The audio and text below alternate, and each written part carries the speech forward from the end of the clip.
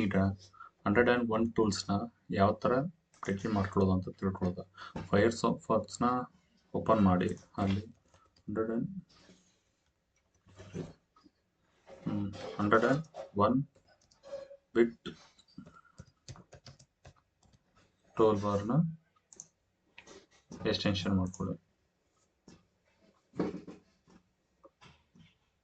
Okay, download ಮೊದಲು login ಆಗಬೇಕು.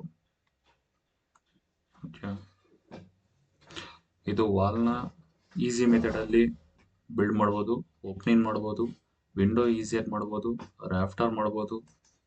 ತುಂಬ ಈಸಿ ಟೂಲ್ಸ್ ಇದು.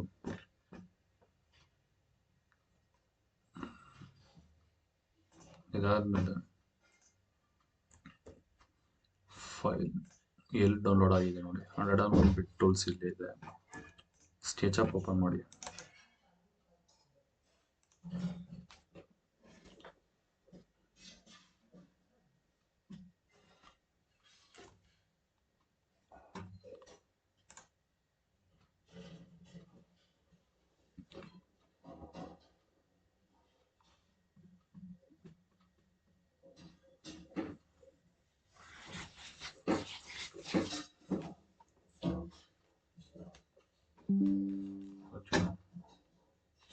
ಇದಾದ್ಮೇಲೆ extension manager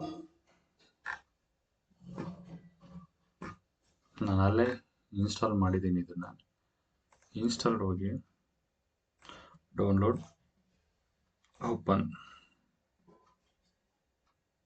okay,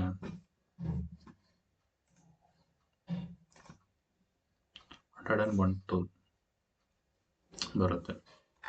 then use ಮಾಡಿ, ಯಾವ ಥರ ಬೇಕು ಆ ಥರ.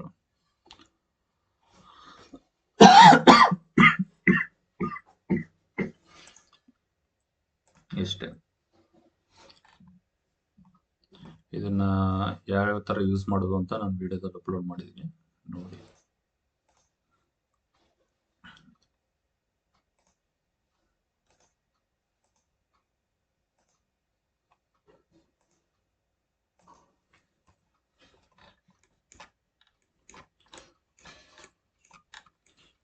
ಡೌಟ್ ಇತ್ತು ಅಂದರೆ ಕಮೆಂಟ್ ಸೆಕ್ಷನಲ್ಲಿ ತಿಳಿಸಿ, ಖಂಡಿತ ನಿಮ್ಮ ಕ್ವಶನ್ನ ಸಾಲ್ವ್ ಮಾಡ್ತೀನಿ.